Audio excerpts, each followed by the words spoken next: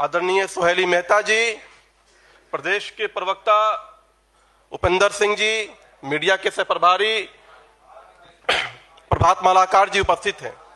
मैं विनम्र निवेदन करता हूं आदरणीय जनक राम जी से कि आज के इस प्रेस वार्ता को संबोधित करें।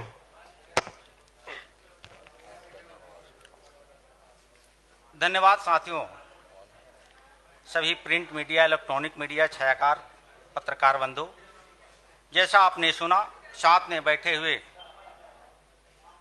श्रीमान दानिश इकबाल जी, मलाकार जी, सुहेली मेहता जी, श्री उपेंद्र सिंह जी, आप सबको मालूम है कि लोकतंत्र में चौथे स्तंभ पत्रकार बंधु, प्रिंट मीडिया आप जाने जाते हैं। और आज बिहार में तीसरी नजर, तीसरी खबर के रूप में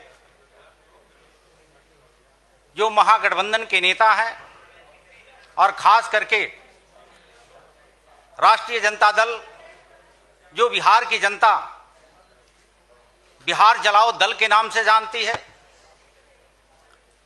वो बिहार जलाओ दल जो राष्ट्रीय जनता दल के नेता श्रीमान लालू प्रसाद यादव जी के घर से निकलते हैं और बयान क्या देते हैं कि मैं चमार नहीं हूं। यह शब्द बिहार के लाखों लाख जो अनुसूचित जाति, जनजाति, कमजोर वर्ग के लोगों को अपमान किया है। इस अपमान को लेकर के ये बिहार के कमजोर और अनुसूचित जाति, खास करके रविदास समाज के लोग मर्माहित है। मैं उसी परिवार का बेटा और भाई होने के नाते आप लोगों के माध्यम से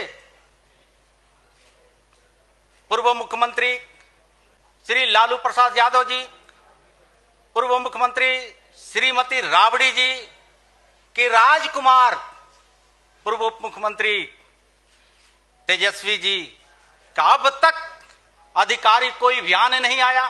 उनको माफी मांगना चाहिए। बिहार के रविदासों के लिए, बिहार के अनुसूचित जाति के लिए एक अपमानजनक शब्द का प्रयोग करना इनकी आदतन बन गई है। पाप करेंगे राष्ट्रीय जनता दल का नेता, पाप करेंगे तेजस्वी जी, और धोएगा बिहार प्रदेश के अनुसूचित जाति के लोग। अब वह दिन नहीं है। देश के यशस्वी प्रधानमंत्री नरेंद्र मोदी जी एक तरफ कमजोर समाज के लोगों को, जो चमार हो, दुसाध हो, डोम हो, धोबी हो, मुसहर हो, पासीक हो, खटीक हो, खरवार हो, जिसको सपना दिखाया था दीनदयाल उपाध्याय जी, परम पूज्य बाबा साहब डॉक्टर बी.आर. अम्बेडकर जी ने, उस सपना को साकार नरेंद्र मोदी जी कर रहे हैं। एक तरफ बिहार में विपक्ष के नेता जो छाती पीट के कहते हैं कि मैं मुख्यमंत्री, पूर्व मुख्यमंत्री का बेटा होने का गौरव महसूस करता हूं, उसी तरह चमार परिवार में जन्मा एक जनक चमार, भारतीय जनता पार्टी के कार्यकर्ता होने के नाते मैं भी अपने जाति और समाज पे गौरव महसूस करता हूं। और उन नेताओं से पूछना चाहता हूं कि लालू प्रसाद यादव जी, राबड़ी जी, आपने अब तक खंडन क्यों नहीं किया?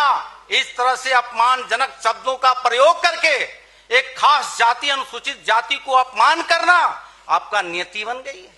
ये बिहार प्रदेश के अनुसूचित जाति रविदास भाई बर्दाश्त नहीं करेगा। अब वो दिन निकल गया, 90 दशक नहीं चल रहा है।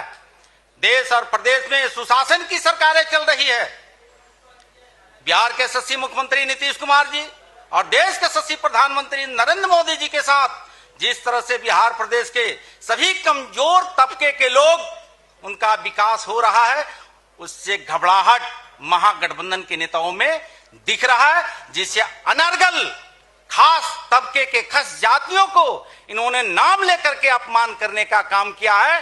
मैं बहुत पूरी तरह से उनकी बातों से असहमत हूं, अपमानित महसूस कर रहा हूं। मैं उन नेताओं से कहना चाहता हूं कि आप निश्चित रूप से बिहार के रविदास समाज से आपको क्षमा मांगना चाहिए। धन्यवाद।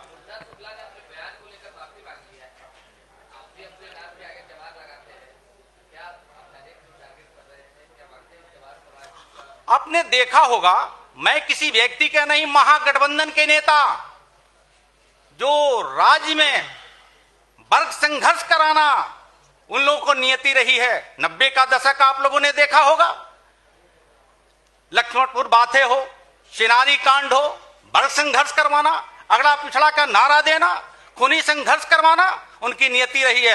अब तो बिहार के लोग अमन चमन की जिंदगी जी रहा है, सुशासन की सरकारें चल रही है, डबल इंजन की सरकारें हैं। देश में सर्वमान्य नेता नरेंद्र मोदी जी, राज्य का सर्वमान्य नेता नीतीश कुमार जी, अब सुशासन की सरकार में आप जातीय उन्माद फैला करके एक खास विशेष वर्ग के जातियों को टारगेट करना, ये घबराहट नहीं तो और क्या है। आपको मालूम है कि बिहार के अनुसूचित जाति जनजाति के लोग अब आपके जातीय उन्माद में आने वाला नहीं है।